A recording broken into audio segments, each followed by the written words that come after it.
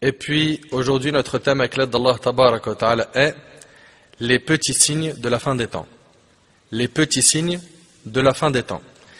Mes frères et sœurs, notre thème avec l'aide d'Allah Tabaraka wa Ta'ala sera divisé en 4 parties. La première partie, l'heure arrive, pas de doute à son sujet. Deuxième partie, les petits signes de la fin des temps qui ont déjà eu lieu.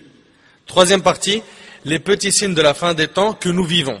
Quatrième partie, les petits signes de la fin des temps qui n'ont pas encore eu lieu. Et je vous demande toute votre attention, car ce thème-là est très important et je demande à Allah Tabaraka wa Ta'ala de faire que nous mettons en pratique ce que nous apprenons. Sans trop tarder, on commence directement la première partie. L'heure arrive, pas de doute à son sujet. Sachez que ce que nous allons aborder aujourd'hui n'a pas pour but de passer le temps. Car, comme vous le savez, aujourd'hui, il y a des gens pour passer le temps, ils parlent des signes de la fin des temps. Non. Nous abordons ce sujet car il fait partie de la foi au jour dernier. Selon Omar ibn Khattab, le prophète sallallahu alayhi wa sallam a dit, la foi consiste à croire en Allah, en ses anges, ses livres, ses messagers et au jour dernier, et elle consiste aussi à croire au destin bon ou mauvais, c'est rapporté par l'imam muslim. Mes frères et sœurs, l'heure arrive, pas de doute à son sujet. Allah Tabaraka wa Ta'ala a dit dans Surat Al-Hajj, Surat 22, versets 6 et 7, ذَلِكَ بِأَنَّ اللَّهَ هُوَ الْحَقِّ وَأَنَّهُ يُحْيِي الْمَوْتَى وَأَنَّهُ عَلَى كُلِّ شَيْءٍ قَدِيرٌ وَأَنَّ السَّاعَةَ آتِيَةٌ لَا رَيْبَ فِيهَا وَأَنَّ اللَّهَ يَبْعَثُ مَنْ فِي الْقُبُورِ. Il en est ainsi parce qu'Allah est la vérité et c'est lui qui rend la vie aux morts et c'est lui qui est omnipotent. Et que l'heure arrivera, écoute bien, et que l'heure arrivera, pas de doute à son sujet. Et que Allah ressuscitera ceux qui sont dans les tombeaux. Et si les gens voient que l'heure est loin, sachez qu'Allah Tabaraka wa Ta'ala la voit proche. Allah Tabaraka wa Ta'ala a dit dans Surat Al-Ma'arij, Surat 70, versets 6 à 10, إِنَّهُمْ يَرَوْنَهُ بَعِيدًا وَنَرَاهُ قَرِيبًا يَوْمَ تَكُونُ السَّمَاءُ كَالْمُهْلِ وَتَكُونُ الْجِبَالُ كَالْعِهْنِ وَلَا يَسْأَلُ حَمِيمٌ حَمِيمًا.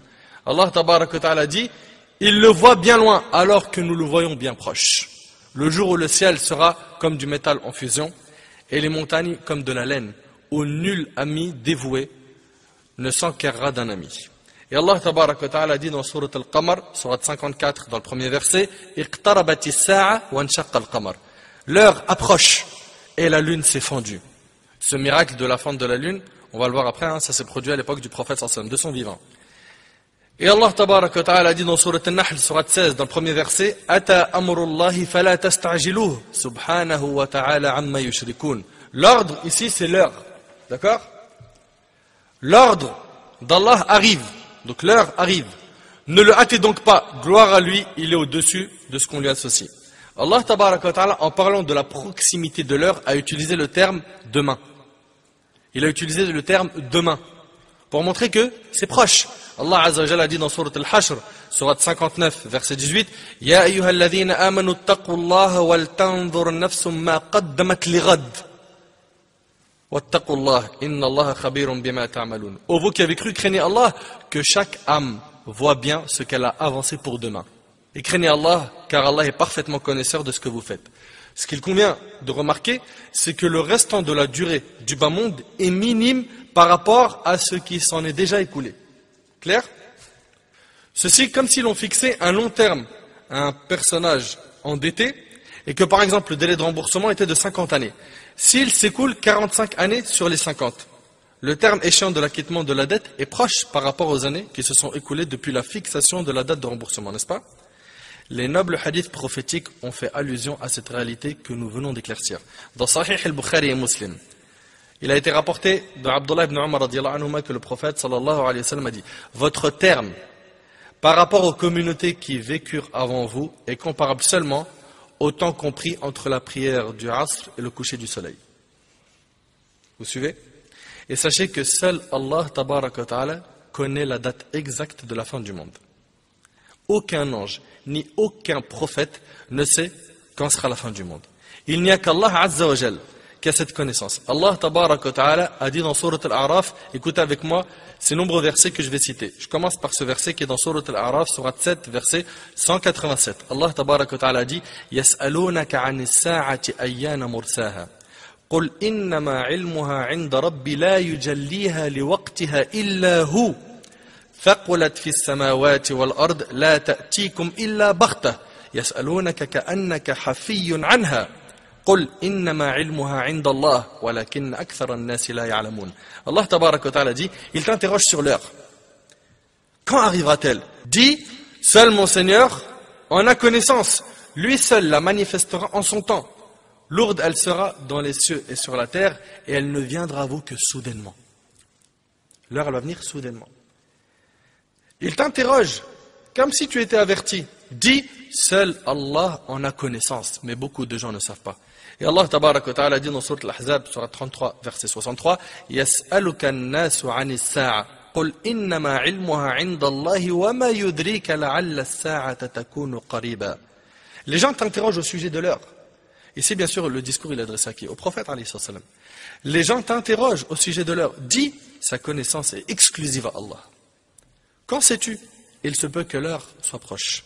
Et Allah tabaraka wa ta'ala dit dans Sourate Al-Nazi'at, Sourate 79, versets 42 à 45, يَسْأَلُونَكَ عَنِ السَّاعَةِ أَيَّانَ مُرْسَاهَا فِيمَا أَنْتَ مِنْ ذِكْرَاهَا إِلَى رَبِّكَ مُنْتَهَاهَا إِنَّمَا أَنْتَ مُنْذِرٌ مَنْ يَخْشَاهَا كَأَنَّهُمْ يَوْمَ يَرَوْنَهَا لَمْ يَلْبَثُوا إِلَّا عَشِيَّةً أَوْ ضُحَاهَا. Ici Allah subhanahu wa ta'ala il dit, il t'interroge au sujet de l'heure. Quand va-t-elle jeter l'encre? Quelle science en as-tu pour le leur dire? Dit Allah subhanahu wa ta'ala. Son terme n'est connu que de ton Seigneur. Bon, c'est clair.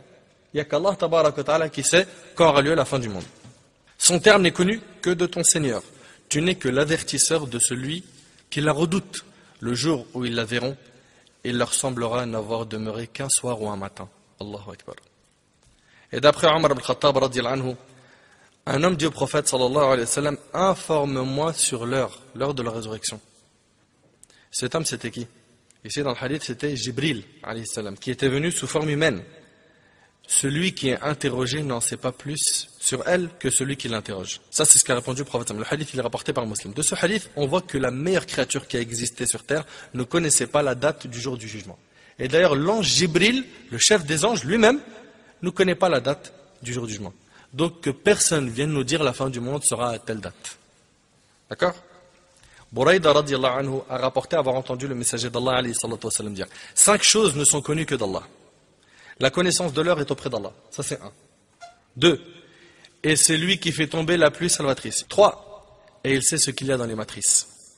Avant même qu'il soit dans le ventre de la mère, Allah subhanahu wa ta'ala sait si c'est une fille ou un garçon. Allah azza wa jalla a la connaissance parfaite de toutes choses. 4. Et personne ne sait ce qu'il acquérera demain.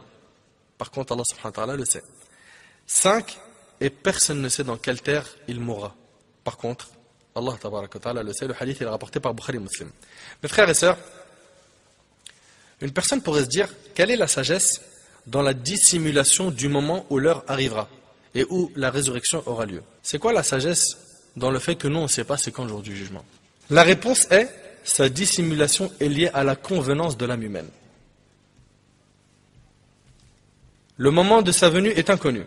Et cela afin que celui dont la nature est saine soit toujours sur ses gardes.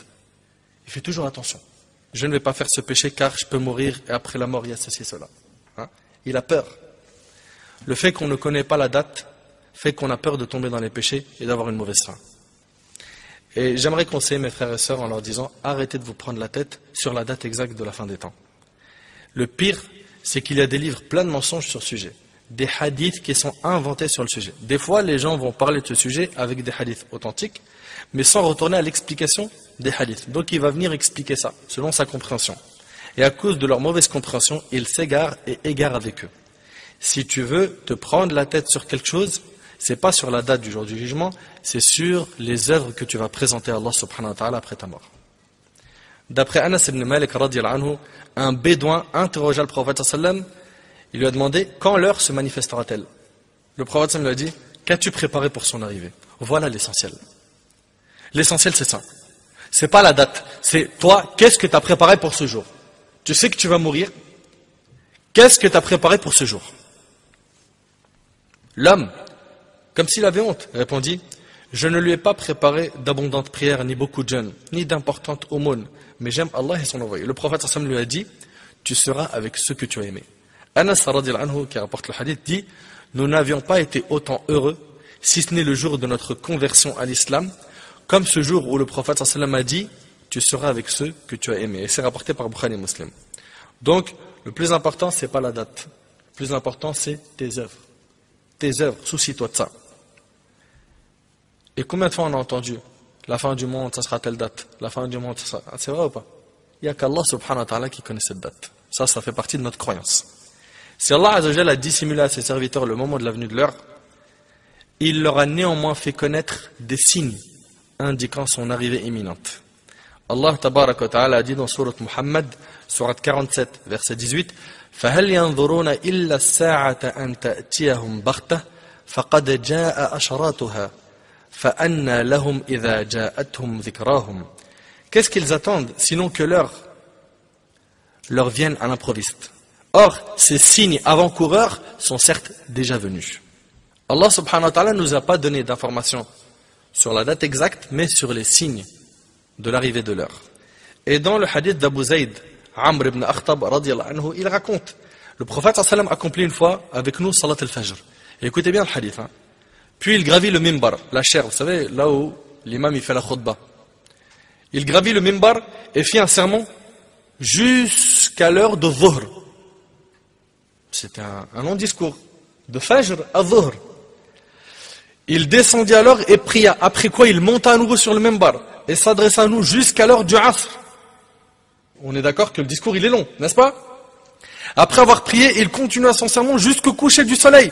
Durant tout ce temps, il nous parla des événements passés et de ce qui allait encore arriver dans l'avenir. Et ce qui allait arriver dans l'avenir. Ceux qui parmi nous ont la meilleure mémoire sont les plus savants à ce sujet, rapporté par l'imam Muslim. Mes frères et sœurs, les signes de la fin des temps sont de deux catégories. Écoutez attentivement. Il y a les petits signes et il y a les grands signes. Les petits signes, Inch'Allah, c'est ce qu'on va essayer de traiter ensemble aujourd'hui. D'accord? Les grands signes, on le verra, Inch'Allah, plus tard. On essaiera de détailler au maximum les grands signes. Concernant les grands signes, il y en a combien? 10. 10. Les petits signes, ils sont beaucoup plus nombreux. D'après Hudhayfa ibn Asid al-Ghifari, radiyallahu anhu, le prophète sallallahu alayhi wa sallam apparut tandis que nous étions en train de discuter d'une question. Le prophète sallallahu alayhi wa sallam, il rencontre les compagnons qui étaient en train de traiter un sujet. C'est quoi ce sujet? Le prophète sallallahu alayhi wa sallam leur a dit: qu'évoquez-vous? Nous avons répondu: nous évoquons l'heure. Il parlait de l'heure. Le prophète sallallahu alayhi wa sallam a dit: elle ne se lèvera pas avant que vous ne voyez 10 signes avant son arrivée. Notez bien les 10 grands signes. Puis le prophète sallallahu alayhi wa sallam a mentionné: 1. La fumée. On en parlera, Inch'Allah. L'antéchrist ad-Dajjal. On prendra le temps d'expliquer bien comme il faut ce qu'est l'antéchrist, le Messie ad-Dajjal, parce qu'aujourd'hui on entend tout et n'importe quoi. 3. La bête. 4. Le lever du soleil de son couchant.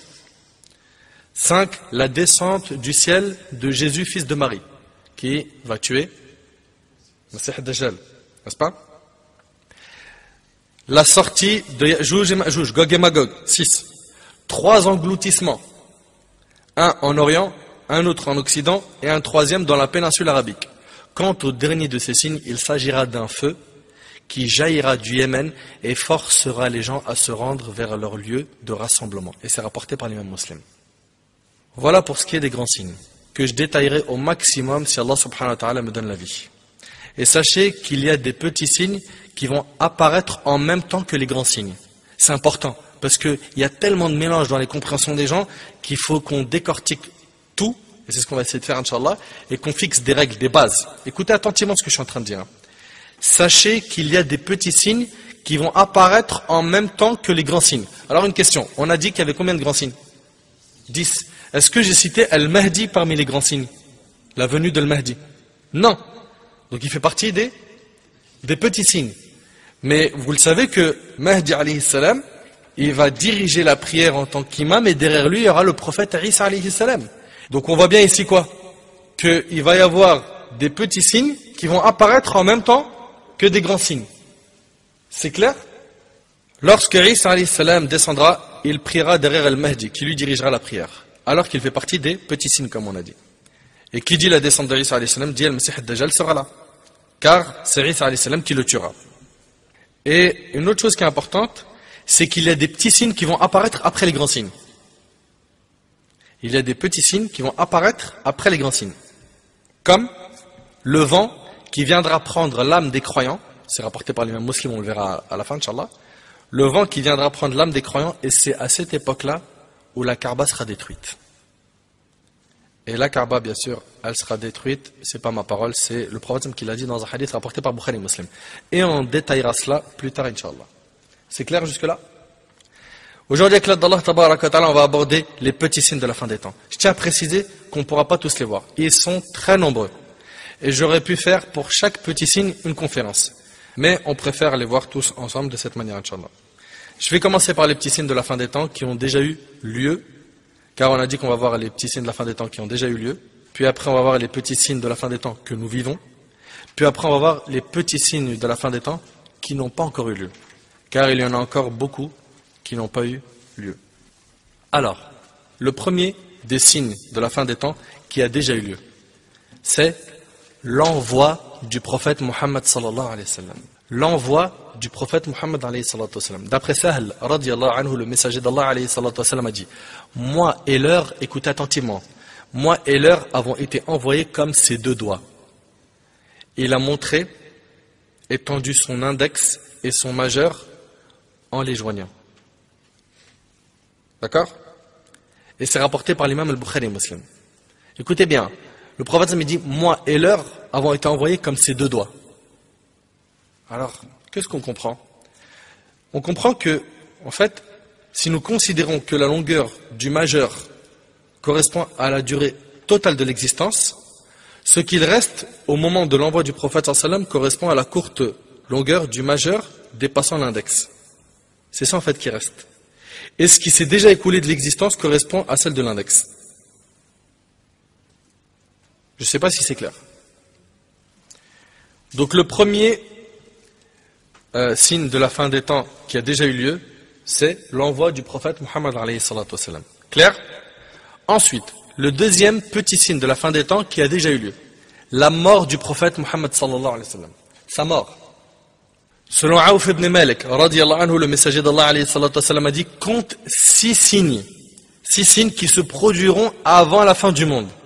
On va en voir 6. Ça fera 7. Et vous allez voir qu'il y en a beaucoup. Hein. Il y en a beaucoup. Contrairement aux grands signes, on a dit, ils sont combien? Compte 6 signes qui se produiront avant la fin du monde. 1. Ma mort. 2. La conquête de Jérusalem. Et ça s'est passé à l'époque de Omar ibn Khattab radiyallahu anhu. Puis il y aura beaucoup de morts parmi vous, comme la maladie qui touche les moutons, qui les tue subitement. Et cela a eu lieu lors de l'épidémie de Amawas à l'époque de Omar radiyallahu anhu, où 70 000 personnes sont mortes en 3 jours. 4. Puis l'argent viendra avec abondance, jusqu'à ce que l'on donnera à l'homme 100 dinars et il partira en étant en colère. Écoutez bien. Puis l'argent viendra avec abondance, jusqu'à ce que l'on donnera à l'homme 100 dinars et il partira en étant en colère. Docteur Al-Ashkar Rahimallah a dit: il semble que cela se produira à plusieurs époques. Cependant, ceci a déjà eu lieu à l'époque de qui? À l'époque de qui les gens, il n'y avait plus de pauvres parmi eux? Ouais, 5e calife, Omar ibn Abd al-Aziz, radiyallahu anhu. Écoutez attentivement, dans son recueil d'histoire, Yaqub ibn Sufyan a rapporté que Omar ibn Usayd ibn Abdurrahman ibn Zayd ibn al-Khattab a dit: non par Allah, Omar ibn Abd al-Aziz n'est pas mort avant que nous soit venu un homme doté de beaucoup d'argent en nous disant: donnez cet argent aux pauvres comme bon vous semblera. Imagine-toi, quelqu'un qui vient qui dit: tenez, prenez cet argent-là, distribuez-le aux pauvres comme vous voulez. Donnez cet argent aux pauvres comme bon vous semblera, car cet homme ne cessait d'aller et venir avec son argent, cherchant à qui il pourrait le distribuer, mais il ne trouvait personne. Alors il repartait avec. Omar ibn Abd al-Aziz, radiyallahu anhu, a certes enrichi les gens. Donc ce signe-là, pareil, il a déjà eu lieu. D'accord? Écoutez bien, le prophète dit: puis l'argent viendra avec abondance, jusqu'à ce que l'on donnera à l'homme 100 dinars, et il partira en étant en colère. Et après, le prophète sallam nous parle encore de 2 signes, parce qu'on a dit que le prophète il a dit: compte 6 signes, n'est-ce pas? On en a vu 4. Puis une tentation qui ne laissera aucune maison des Arabes sans qu'elle y pénètre. Allahu a'lam de quelle tentation il s'agit. puis une trêve entre vous et les Roums. Et là, je ne vais pas m'étaler sur ce point, mais on pourrait s'étaler. Hein. Mais franchement, c'est impressionnant. Wallahi, je vous le jure par Allah, en préparant ce cours, j'ai été impressionné de la précision du prophète sallam dans ce qu'il annonce comme événement futur. Là, ici, le prophète sallam dit, puis une trêve entre vous et les Roums. Et les Roums, c'est les Byzantins.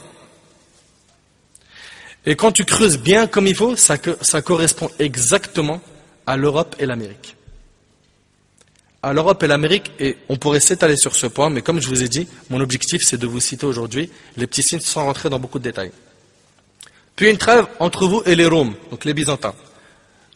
Il s'agit de l'Europe et de l'Amérique. Ceux-ci rompront la trêve et viendront sous 80 drapeaux, et il y aura sous chaque drapeau 12 000 soldats rapportés par l'imam al-Bukhari. Là, dans ce hadith, je l'ai cité surtout pour vous parler de la mort du prophète sallam, qui fait partie des petits signes de la fin des temps. La mort du prophète sallam est la plus grande catastrophe qui a touché notre communauté. On a dit donc, premier parmi les petits signes de la fin des temps, c'est la venue du prophète sallam. Deuxième, c'est sa mort. Et dans le hadith, on en a cité pas mal des signes. D'accord? Ensuite, on continue, là, ça sera le huitième. Parce qu'on en a vu 6 dans le hadith. Le huitième, la fente de la lune. Quelqu'un enregistre les chiffres pour les petits signes? Parce qu'il y en a beaucoup. Huitième signe, parmi les petits signes de la fin des temps, la fente de la lune. Allah Azza wa Jalla a dit dans Sourate Al-Qamar, Sourate 54, dans le premier verset, l'heure approche et la lune s'est fendue. La fente de la lune est un des signes annonciateurs de sa venue. De la venue de l'heure. D'après Anas radiyallahu anhu, les gens de la Mecque demandèrent au prophète sallam de leur montrer un signe. Tu es prophète, montre-nous un signe. Et il leur montra la lune fendue en deux et c'est rapporté par Al-Bukhari. Et d'après Ibn Mas'ud radiyallahu anhu, la lune se fendit en deux parties à l'époque du prophète sallam. Une derrière la montagne et l'autre devant. Imagine-toi, la lune, elle s'est fendue en deux parties, une derrière la montagne et l'autre devant. Le messager d'Allah alayhi sallam a dit, oh Allah, sois témoin. Et c'est rapporté par l'imam muslim. Et dans une version, le prophète m'a dit, soyez témoins. Vous voulez un signe? Regardez, soyez témoins. Et avec cela, ils n'ont pas cru en lui. Ils ont plutôt dit une magie persistante. Ensuite, 9e petit signe de la fin des temps qui a déjà eu lieu, le combat entre deux armées musulmanes. Le combat entre deux armées musulmanes. D'après Abu Hurayra radiyallahu anhu, le prophète m'a dit, la fin du monde ne viendra pas tant que deux grands groupes ne se combattent, les deux proclament la même chose, yani la même religion. Et c'est rapporté par le Bukhari. Ça, est-ce que ça s'est produit? Et si oui, de quoi il s'agit? Il s'agit ici de la bataille de Siffin. Cette bataille sanglante qui a eu lieu entre Ali radiyallahu anhu et Muawiyah radiyallahu anhu wa radiyallahu an jami' as-sahaba. Et on aime tous les compagnons. C'est un petit malentendu qu'il y a eu entre eux et on les respecte les deux. D'accord? Et on ne critique pas Muawiyah comme certains. Et Muawiyah, c'est la porte. Celui qui commence à critiquer Muawiyah, il va se retrouver à critiquer d'autres compagnons. On respecte tous les compagnons et on interdit à un musulman de critiquer un compagnon. C'est un malentendu qu'il y a eu entre eux. Cette bataille elle a eu lieu en l'an 36 de l'Hégire, 4 ans avant la mort de Ali ibn Abi Talib. Ali radiyallahu anhu avait une armée de 120 000 personnes et Muawiyah de 90 000 personnes. Et il y a eu des centaines et des milliers de morts. Radiyallahu anhum ajma'in. Donc le prophète il en parle. Il en parle. Il dit le combat entre deux armées musulmanes. Il dit, c'est alayhi salatu wassalam, la fin du monde ne viendra pas tant que deux groupes ne se combattent, les deux proclamant la même chose, yani la même religion. Et ça s'est produit. Ensuite, on en a aussi numéro 10. Le jaillissement d'un feu sur le sol du Hijaz. Abu Hurayra radiyallahu anhu a rapporté que le messager d'Allah alayhi salatu wassalam a dit, l'heure ne se lèvera pas avant que ne jaillisse un feu du sol du Hijaz. Le sol du Hijaz, c'est la Mecque et Médine et ce qui les entoure. Ça, c'est ce qui est cité dans Mirqat al-Mafatih. Et regarde ce qu'il dit le prophète sallam. La suite, dont la lumière, donc il parle ici du feu, on reconnecte, l'heure ne se lèvera pas avant que ne jaillisse un feu du sol du Hijaz dont la lumière éclairera les coups des chameaux de Bosra. Rapporté par Bukhari Muslim. L'heure ne se lèvera pas avant que ne jaillisse un feu du sol du Hijaz. Donc il y a un feu, le prophète nous annonce, qui va sortir du sol du Hijaz, donc de la Mecque, Médine et ses alentours. Et dont sa lumière va éclairer les coups des chameaux de Bosra. Bosra est une ville connue de la région de Shem, en Syrie. D'accord? Donc le prophète nous annonce qu'il y a un feu qui va jaillir à Mecca et Médine et ses alentours, et qui sera vu où? À Bosra en Syrie. Ce signe dont le futur avènement fut annoncé par le prophète sallam est reconnu véridique. Il s'est produit exactement comme le prophète sallam l'a annoncé. Cet immense feu a été déclaré en l'an 654 de l'Hégire. En l'an 654 de l'Hégire. Le très grand savant et historien Al-Hafiz ibn Kathir, rahimahullah, l'élève d'Ibn Taymiyyah, rahimahullah, a évoqué cet événement parmi ceux de l'année 654 de l'Hégire. Au sujet de ce feu, il a dit, parmi ces événements, il y a le jaillissement d'un feu du sol du Hijaz qui, par sa lumière, a éclairé les coups des chameaux de Bosra, comme cela a été rapporté par Al-Bukhari et Muslim. Et l'imam Al-Qurtubi, rahimahullah, a dit dans son livre At-Tafkira que cela a commencé par un séisme qui a eu lieu la nuit.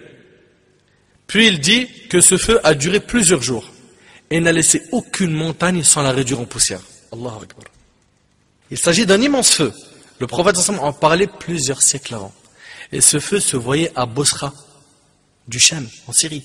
D'ailleurs, il y a de nombreux témoignages de gens qui l'ont vu du Cham. Ça, c'est concernant les petits signes de la fin des temps qui ont déjà eu lieu. Et comme je vous ai dit, j'ai pas envie de m'étaler, j'ai fait une sélection, car il y a énormément d'informations à ce sujet. Troisième partie de cette conférence, les petits signes de la fin des temps que nous vivons. La première chose, c'est la multiplication des troubles. Les troubles sont ces épreuves qui rendent les gens perplexes. Ils se retrouvent perdus, ne sachant plus quoi faire ni quoi penser. Des périodes de troubles telles des parties d'une nuit sombre. Selon Abu Hurayra radiyallahu anhu, le messager d'Allah alayhi salatu wassalam a dit « Hâtez-vous de faire des bonnes œuvres car il va y avoir des périodes de troubles et de tentations telles des parties d'une nuit sombre. » On vit dedans. L'homme s'y trouve croyant le matin et mécréant le soir. Ou croyant le soir et mécréant le matin. Et il vend sa religion pour bien éphémère de ce bas monde. Et c'est rapporté par l'imam Muslim. Et on vit clairement ça. Des périodes de tentation, de troubles. On est dedans, n'est-ce pas? Le prophète, alayhi salatu wassalam, il dit, l'homme s'y trouve croyant le matin et mécréant le soir. Ou croyant le soir et mécréant le matin, il vend sa religion pour bien éphémère de ce bas monde. Combien on en a aujourd'hui, ils vendent leur religion pour la dunya? Combien? Et quand je dis la dunya, beaucoup de gens pensent que la dunya, ce bas monde, c'est l'argent. Non, pas que ça. La notoriété, passer sur un plateau TV, avoir un poste dans une société ou autre. Le prophète ça me dit, il vend sa religion pour bien éphémère de ce bas monde. Subhanallah, combien de gens pour l'argent ont délaissé tous leurs principes? Ils ont tout lâché. L'islam, il le vend pour un vil bas monde. Dans le hadith de Amr ibn Auf al-Ansari, le prophète me dit, par Allah, il jure, par Allah, ce n'est pas la pauvreté que je crains désormais pour vous. Il n'a pas peur pour nous de la pauvreté. Mais de quoi? Mais je crains plutôt qu'on étende sur vous les largesses de ce bas monde, comme on les a étendues sur vos prédécesseurs, puis que vous vous querelliez alors à leur sujet, comme ils se sont querellés, et que vous péririez comme ils ont péri, rapporté par Bukhari Muslim. Il n'a pas peur pour nous de la pauvreté, mais plutôt que ce bas monde s'ouvre à nous. Ça fait peur. Après, trop d'argent, c'est plus de questions le jour du jugement. Le prophète sallam il nous dit que le jour du jugement, la personne ne fera pas un pas tant qu'elle ne sera pas questionnée sur quatre choses parmi elles, son argent, comment il l'a gagné et dans quoi il l'a dépensé. Ensuite, parmi les troubles annoncés par le prophète sallam, il y a le fait que l'islam redeviendra étranger chez les gens, au point que ceux qui pratiqueront encore l'islam seront montrés du doigt. Regarde cette personne qui va à la mosquée pour prier. Prie à la maison. Pourquoi? C'est pareil, non? Et puis, c'est quoi cette apparence-là? Où tu as la barbe, etc. Le plus important, c'est le cœur. Est-ce qu'on a dit que le cœur, c'était pas important? Combien de conférences on a fait sur l'importance du cœur? Mais, porter la barbe, c'est un péché? Posez la question à ceux qui vous critiquent pour ça. Ils vont vous dire quoi? Non, c'est une sunna. Taïb, c'est haram de faire une sunna? Est-ce que c'est haram? Puis de l'autre côté, une sœur, dès qu'elle porte le hijab, ou elle commence à faire salat, ça y est, elle est pointée du doigt. Elle est mal vue par sa famille, ses proches, ses amis. Il en est de même pour beaucoup de nos frères et de nos sœurs. Pareil pour le côté vestimentaire. Dès que la personne commence à être un peu plus pudique, que ce soit un frère ou une sœur, ça y est, c'est des critiques qui fusent dans tous les sens. Aujourd'hui, celui ou celles qui sont réellement attachés à leur dîn se sentent étrangers. Ils se sentent étrangers. Notre prophète nous a parlé de cela. Abu Hurayra radiyallahu anhu rapporte que le prophète sallallahu alayhi wa sallam a dit à ses débuts l'islam était étranger. Et c'est ainsi qu'il redeviendra un jour autant qu'à ses débuts. Touba. Et dans les commentaires, Touba c'est une bonne nouvelle. Bonne nouvelle est annoncée à qui? Aux étrangers. Et c'est rapporté par l'imam muslim. Taïb. Le prophète dit bonne nouvelle aux étrangers. Dans la version de l'imam Ahmed, par le biais d'Abdullah ibn Amr ibn al-As radiyallahu anhuma, on demandait au prophète sallallahu alayhi wa sallam qui sont ces étrangers. Il répondit sallallahu alayhi wa sallam, ceux qui s'attacheront au din, à la religion, à la vertu, lorsque les gens seront corrompus. Eux, il y a une bonne nouvelle qui les attend. Et selon Anas radiyallahu anhu, le prophète sallallahu alayhi wa sallam a dit, viendra une époque durant laquelle celui qui tiendra véritablement à sa religion, par sa langue, son cœur, ses actes, sera semblable à une personne tenant une braise de feu dans sa main. Et c'est rapporté par l'imam Tirmidhi. Et franchement, on le ressent quand même. Tu dis aux gens que tu manges halal, ça y est, c'est des débats et des polémiques. Tu veux prier le vendredi, tu sens que tu tiens une braise de feu dans ta main. C'est compliqué, avec le boulot, les responsabilités que tu as, etc. La sœur, avec son hijab, la prière, etc., etc., etc. Donc ça, le prophète il en parle. Ça fait partie des signes de la fin des temps. Ici, c'est les petits ou les grands signes, ça? Les petits. Ensuite, parmi les petits signes de la fin des temps, la disparition des pieux. La disparition des pieux. Il s'agit du fait que l'on trouve de moins en moins de pieux dans nos sociétés. Allah prendra leur âme et fera qu'il ne restera que des mauvaises personnes sur terre. Selon Ibn Amr radiyallahu anhuma, le prophète sallallahu alayhi wa sallam a dit, la fin du monde n'arrivera pas avant qu'Allah ne prenne les gens du bien et de la religion parmi les gens de la terre. Et il n'y restera que les mauvais et ceux qui n'ont aucun bien en eux. Ils ne connaîtront pas le bien et ne blâmeront pas les choses blâmables. Et c'est rapporté par Ahmad al-Hakim qui a dit qu'il est authentique selon les conditions de Bukhari et Muslim. Parmi les signes de la fin des temps que nous vivons aussi, on a taqarub al-zaman, c'est le fait que le temps il passe très vite. Selon Anas radiyallahu anhu, le prophète sallallahu alayhi wa sallam a dit, la fin du monde n'aura pas lieu sans que le temps ne soit rapproché. Et écoutez bien, sans que le temps ne soit rapproché. Cette phrase, elle est importante. La fin du monde n'aura pas lieu sans que le temps ne soit rapproché. L'année deviendra semblable à un mois. Le mois, pareil à une semaine. La semaine, pareil à une journée. La journée, pareil à une heure. Et l'heure, pareil à une étincelle. Et c'est rapporté par Tirmidhi. Ça passe vite. Subhanallah, on vit vraiment cela. Le temps passe très vite. Il n'y a plus de baraka dans le temps. Et ça, c'est ce qu'a dit l'imam Nawawi, rahimahullah. Il n'y a plus de baraka dans le temps. Et Cheikh Ibn Baz, rahimahullah, il commente aussi. Ce hadith, il a dit, concernant le temps rapproché, il dit qu'il s'agit en fait des distances qui séparent les villes. Elles seront rapprochées. C'est-à-dire, les grandes distances seront parcourues par un court laps de temps. Et ça, c'est par quoi? Par les avions, les voitures, etc. À l'époque du prophète, les gens ne se déplaçaient qu'en chameau. Et selon Anas ibn Malik radiyallahu anhu, le prophète sallallahu alayhi wa sallam a dit, la fin du monde n'aura pas lieu sans que le temps ne soit rapproché. Écoute la suite. La science disparaîtra. Comment elle va disparaître, la science? Par la mort des savants. Et ça, on va le voir, que le prophète lui-même l'explique. La science disparaîtra. Les troubles apparaîtront. L'avarice pénétrera les cœurs. Et le harj se multipliera. Ils dirent, qu'est-ce que le harj au messager d'Allah? Il répondit alayhi salam, le meurtre. Et c'est rapporté par Bukhari et Muslim. Parmi les petits signes de la fin des temps, il y a la disparition de la science qui se fera par la disparition des savants. Abdullah ibn Amr ibn al-As radiyallahu anhuma a dit, j'ai entendu le messager d'Allah alayhi salam dire, Allah ne reprend pas la science en l'arrachant aux gens, mais il la reprend en reprenant l'âme des savants jusqu'à n'en laisser aucun. Les gens mettent à leur tête des ignorants. Il n'y a plus de savants. Il faut poser des questions. Un jahil, il est placé, on l'interroge.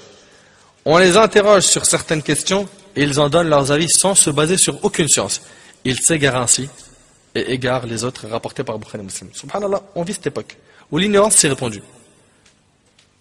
Et on voit de plus en plus de gens parler sans science. Et surtout, subhanallah, concernant l'islam, tout le monde prend la parole. Tout le monde. À croire, on est tous théologiens, tous spécialistes.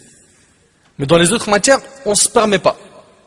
Mais l'islam, tout le monde parle de médecine. Vas-y, parle. Il va dire non, je ne suis pas qualifié, je ne connais pas. Il n'y a que quelqu'un qui a étudié dans le domaine de la médecine qui peut se prononcer. Parle-moi de tel domaine, parle de tel domaine. Il dit non. Mais par contre, l'islam, lui, son frère, sa mère, son père, ses potes, ses proches, tout le monde est moufti, tout le monde connaît. Et moi je pense, moi je crois, moi je vois. Arrête de penser, de croire et de voir. Arrête. Apprends ta religion d'une manière solide. En plus de ça, aujourd'hui, qu'est-ce qu'on a? On a des gens, en fait, en disant, moi je pense dans ce sujet, mais t'as pas à penser. Ils ont déjà tout traité il y a 1400 ans. Reprends ce qu'ils ont dit. Sinon, si toi tu veux penser, on brûle tous les livres et on te laisse penser. Bismillah, pense. Parmi les signes de la fin des temps, donc on a dit que l'ignorance se répand.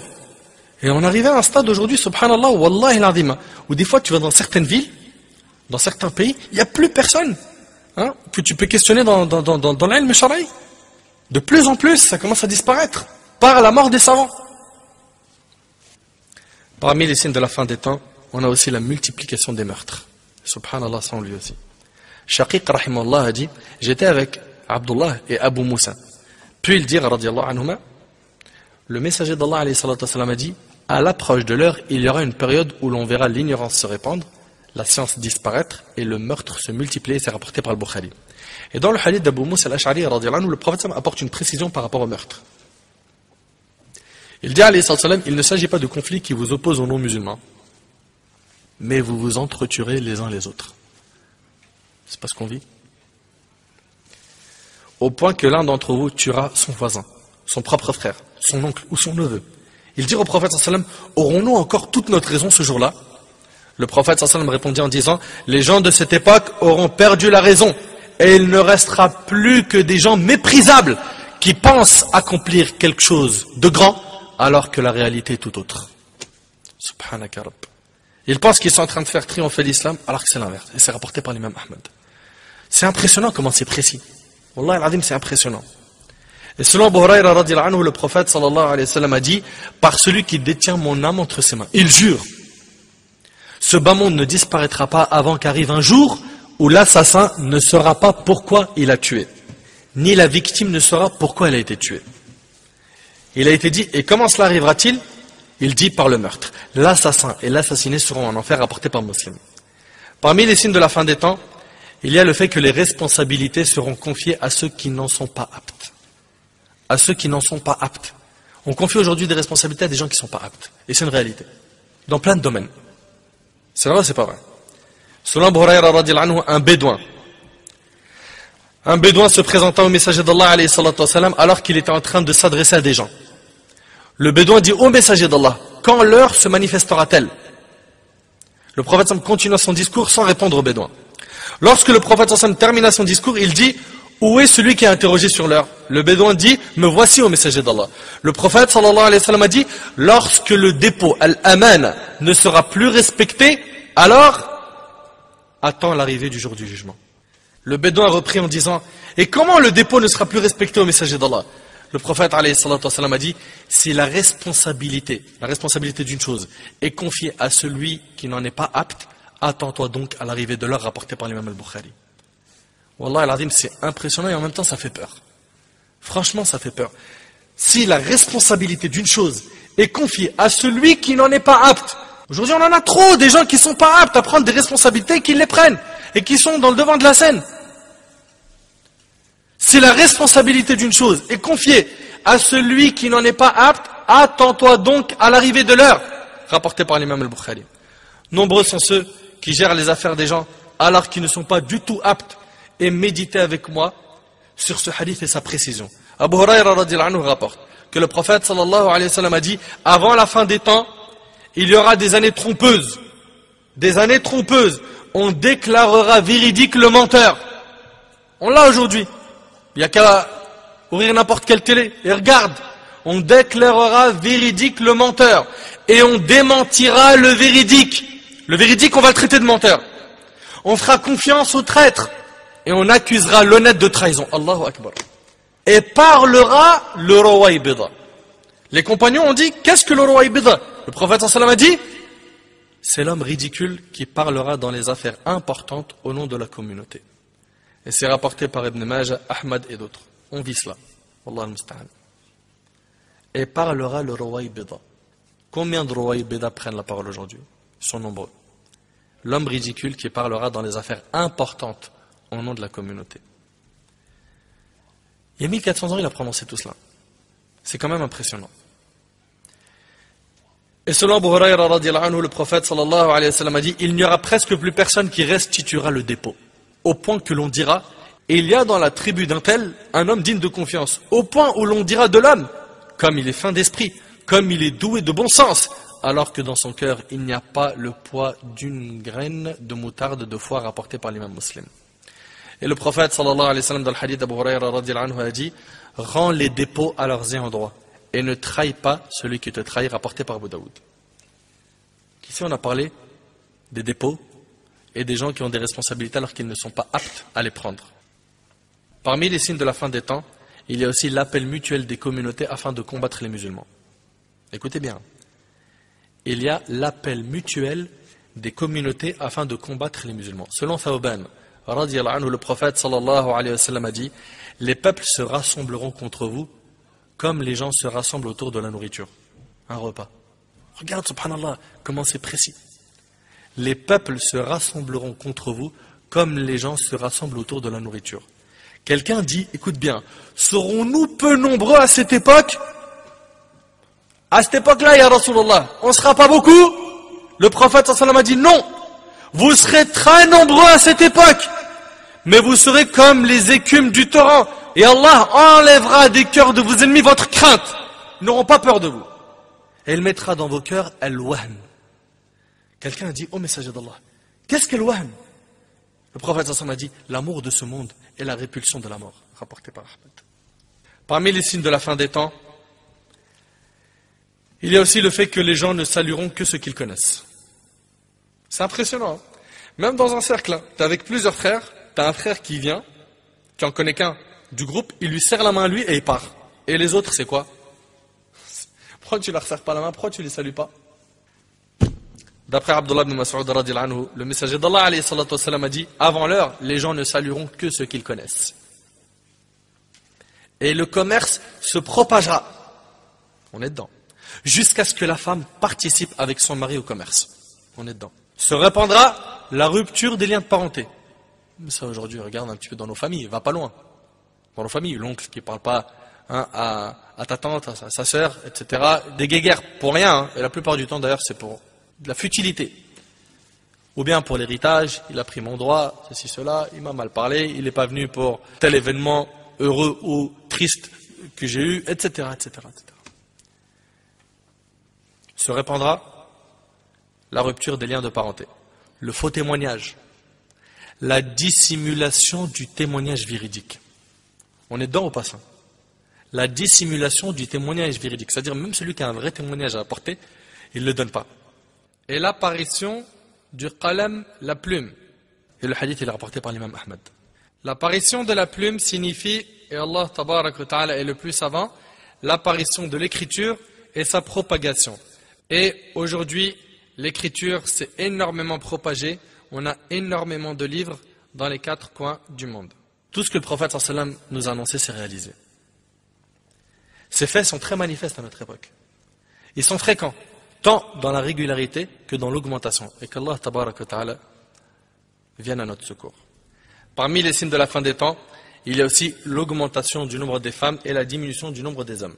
Anas ibn Malik radiyallahu anhu a dit, j'ai entendu le messager d'Allah alayhi salatu wassalam dire, parmi les signes avant-coureurs de l'heure, il y a la disparition de la science. Ça c'est dû à quoi? La disparition des savants. L'apparition de l'ignorance. On l'a vu aussi. La propagation de la fornication. Hein, il y a même des boutiques pour ça, des sites, des trucs. De la consommation de l'alcool. Elle se fait de manière ouverte. Et il y aura une quantité faible d'hommes. Et pourquoi ici le prophète Sami dit il y aura une quantité faible d'hommes? Qui sait? Et un grand nombre de femmes. Au point qu'il y aura un régisseur pour 50 femmes. Dans une autre version, la science se raréfiera et l'ignorance se manifestera. C'est rapporté par Bukhari et Muslim. Ici, dans l'explication du hadith, il est dit qu'il y aura une quantité faible d'hommes à cause des guerres où ils seront tués. Il ne faut surtout pas essayer de comprendre un hadith avec sa propre cervelle. Toujours à revenir aux savants. Parmi les signes de la fin des temps, il y a la désobéissance aux parents. Au point où l'enfant se comportera avec sa mère comme se comporte un mauvais maître avec son esclave. Dans le hadith d'Omar ibn Khattab, Jibril, vous savez qu'il est venu sous forme humaine et il a questionné le prophète sallam sur beaucoup de choses, sur l'islam, la foi, l'excellence Et parmi les questions, il lui a dit, informe-moi sur ces signes précurseurs, sur les signes de l'heure. Le prophète m'a dit, quand la femme donnera naissance à sa propre maîtresse. Parmi les explications données, c'est al-uquq. C'est quoi? C'est la désobéissance aux parents. Le mauvais comportement vers les parents. Et comme vous le savez, c'est un péché qui est très grave. Allah tabaraka wa ta'ala, quand il a parlé des parents, il en a parlé directement après l'ordre du tawhid. Après avoir ordonné aux gens d'adorer Allah, de ne pas lui associer, il parle immédiatement à Azzawajal de quoi? De la bienfaisance envers les parents. Et combien on en a aujourd'hui? Des frères et des sœurs, mashallah, tu le vois, il brille au niveau de l'apparence, de sa langue, mielleux. Mais avec ses parents, a'udhu billah. A'udhu billah. Faut tout faire pour les satisfaire. Faut tout faire pour éviter leur colère. Jamais ne dormir avec la colère des parents sur le dos. Jamais. Et rappelez-vous du hadith rapporté par Tirmidhi, le prophète sallallahu alayhi wa sallam a dit, la satisfaction d'Allah est dans la satisfaction des parents, et la colère d'Allah est dans la colère des parents. Et même s'ils ne sont pas musulmans, on doit bien se comporter avec eux. Même s'ils sont non musulmans. Et dans le même hadith, le prophète sallallahu alayhi wa sallam dit, quand tu verras le va-nu-pied, ces personnes-là qui vivent dans la misère, hein, pauvres, les dégueneuillés et les gueux, gardiens de bêtes, qui s'occupent des bêtes, yatatawaluna fil bunyan, construire des grandes constructions. Ça, c'est des signes de l'heure. Et c'est rapporté par l'imam Muslim. L'imam Ibn Rajab, rahimahullah, dans Jam' al-Ulum wal-Hikam, il commente ce hadith. Et qu'est-ce qu'il a dit? Il a dit, le sens de ce qui a été évoqué comme signe avant-coureur de l'heure, de ce hadith, revient au fait que l'autorité sera confiée à ceux qui n'en sont pas dignes. Comme l'a affirmé dans un autre hadith, le prophète sallallahu alayhi wa sallam, à celui qui l'a interrogé au sujet de l'heure. Il a dit quoi? Lorsque l'autorité sera confiée à ceux qui n'en sont pas dignes, ceux qui ne sont pas aptes, alors attends-toi à l'heure. Et là, qu'est-ce qu'il dit? Il dit, lorsque les va-nu-pieds, bergers de moutons, qui sont des personnes dures et ignorantes, viendront à tenir les rênes de l'autorité et à détenir les richesses et les biens, de telle sorte qu'ils se mettront à rivaliser dans l'édification, dans les constructions élevées. Et il n'y a aucun doute que cela causera la dégradation du régime religieux et de l'organisation de la vie. Fin de ce qu'a dit Ibn Rajab, rahimahullah. Les gratte-ciel. Ils étaient pauvres, c'était des bédouins, et puis aujourd'hui ils ont des gratte-ciel. Ça fait partie des signes de la fin des temps. Parmi les signes de la fin des temps, il y aura des femmes qui seront habillées et nues en même temps. Ça veut dire quoi? Ça veut dire que le vêtement est tellement transparent ou serré qu'on ne dirait pas qu'elle est habillée. Selon Abdullah ibn Amr radiyallahu anhu, le prophète sallallahu alayhi wa sallam a dit, écoutez attentivement, il y aura à la fin de ma communauté des hommes qui monteront sur des selles comme des selles de chameaux. Et dans la suite du hadith, il dit, ils descendront aux portes des mosquées pour prier. Donc ils vont monter sur des selles comme des selles de chameaux. Certains savants disent qu'il est possible que ce soit les voitures de cette époque. Et leurs femmes seront habillées et nues en même temps. Le hadith il est rapporté par Ahmad. Parmi les signes de la fin des temps, il y aura l'apparition d'imposteurs prétendant la prophétie. Il y en a eu des imposteurs qui prétendent être prophètes ou pas? À l'époque du prophète, il y a eu qui?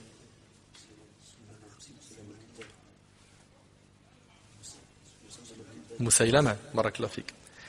D'après Abu Hurayra radiyallahu anhu, le prophète sallallahu alayhi wa sallam a dit, l'heure ne se lèvera pas avant que ne se manifestent environ 30 imposteurs. Très grands menteurs, prétendant chacun être le messager d'Allah rapporté par Bukhari et Muslim. C'est précis, subhanallah, chaque fois c'est précis. Un grand nombre de ces grands menteurs-là s'est déjà manifesté dans le passé. À l'époque des compagnons, il y a eu Moussaïlama, le grand menteur. Il y a eu aussi Al-Aswad Al-Ansi. Il y a eu aussi Sajjah El-Kahina. Ça c'était à l'époque des compagnons. À l'époque de la génération qui suit les compagnons, celle des Tabi'in, il y a eu Mukhtar al-Thaqafi, qui a prétendu être prophète. Puis il y a plus d'un siècle, oui, il y a eu Hussein ibn Ali ibn al-Mirza Abbas, en Iran, qui a prétendu être prophète. Il a été surnommé Baha'ullahi et ses adeptes.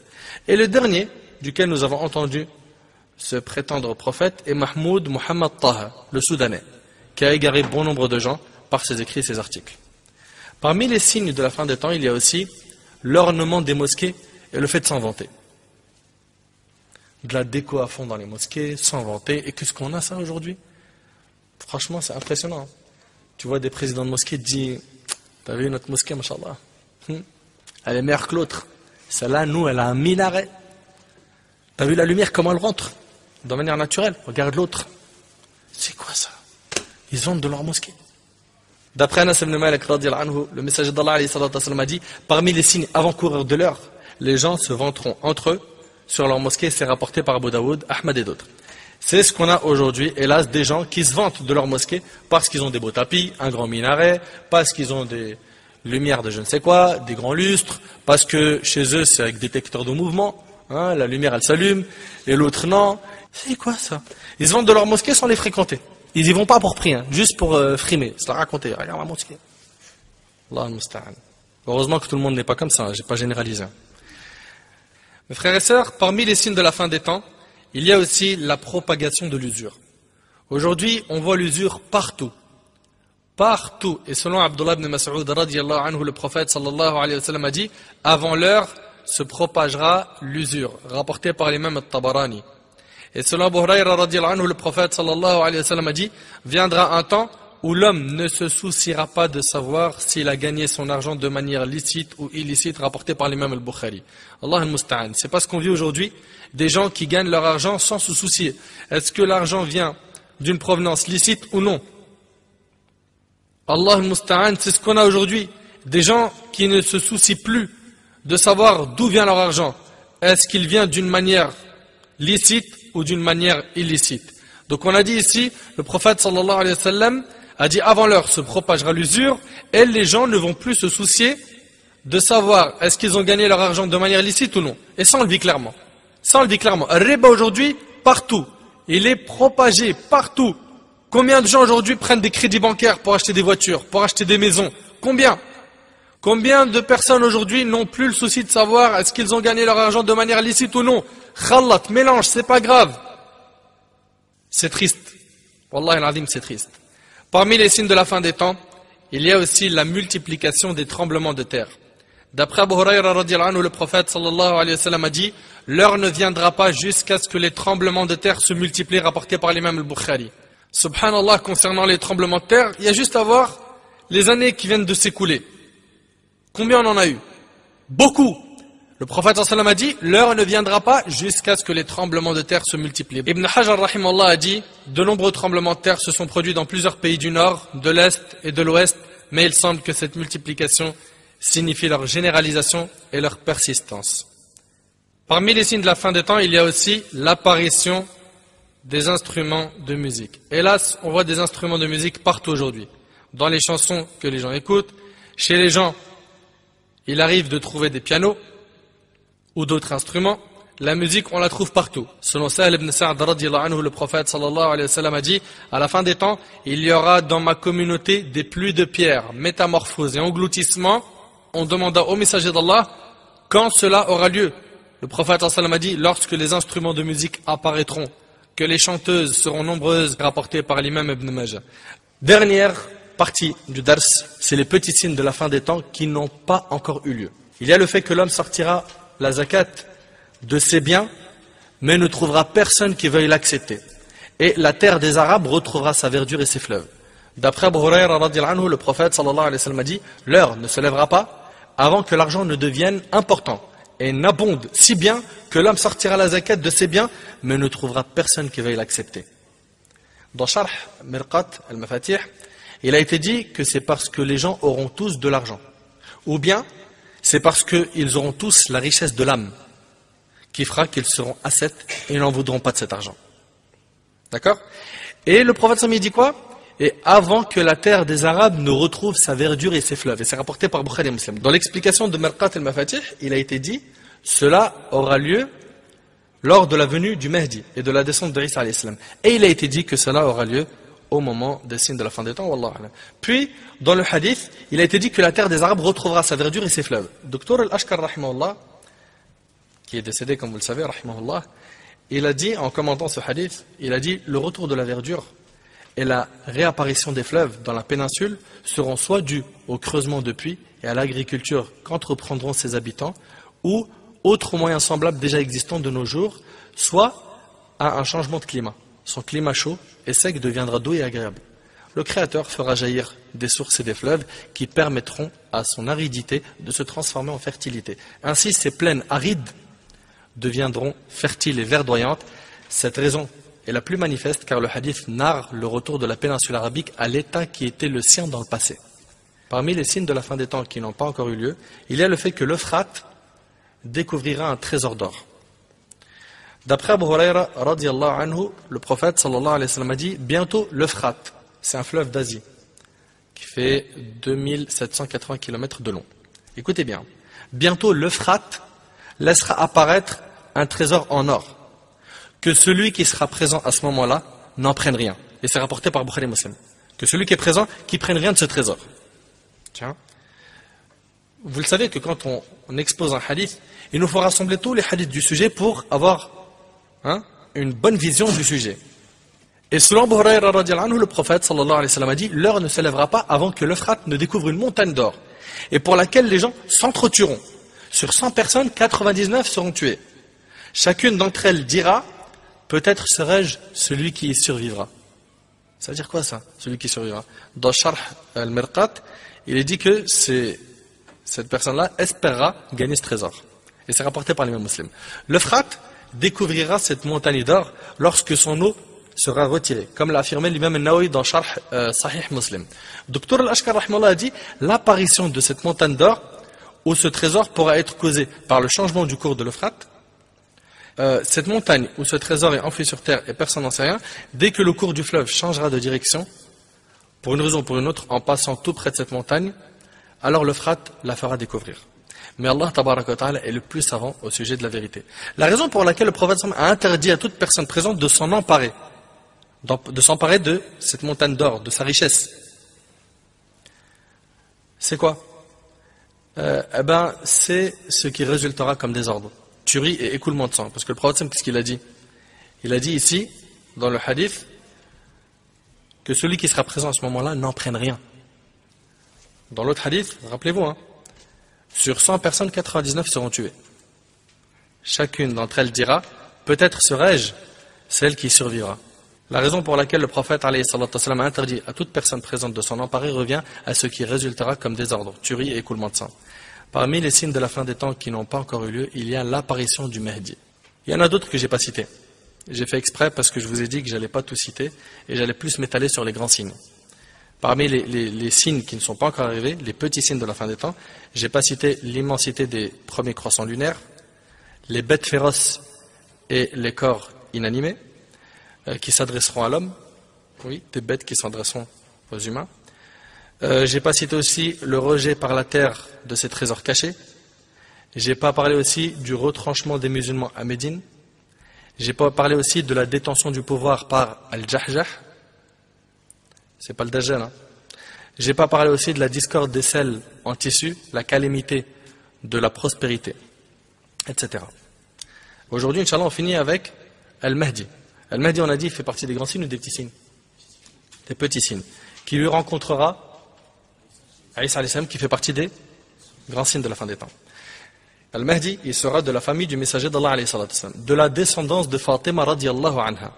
Son nom correspond à celui du prophète sallallahu alayhi wa sallam et celui de son père correspond à celui du père du prophète sallallahu alayhi wa sallam. Il a été décrit comme étant un homme au front large ou dégarni, pourvu d'un nez aquilin, qui répandra la justice sur terre après qu'elle aura été pleine d'injustice et d'oppression.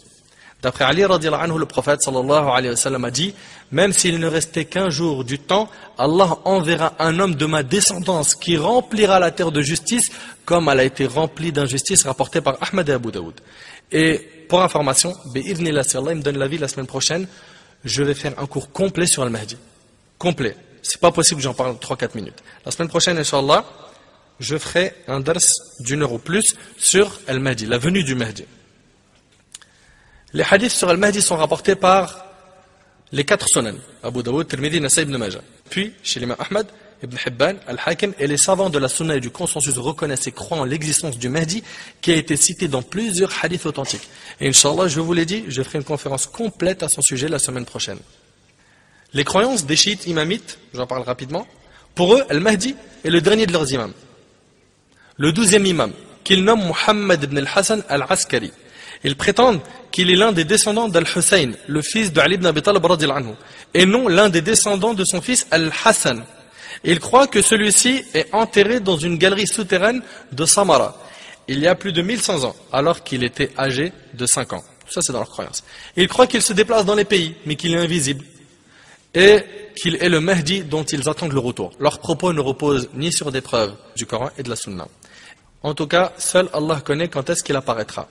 Mes frères et sœurs, après cette conférence, pense à tous ces signes et prépare-toi à la rencontre de ton Seigneur.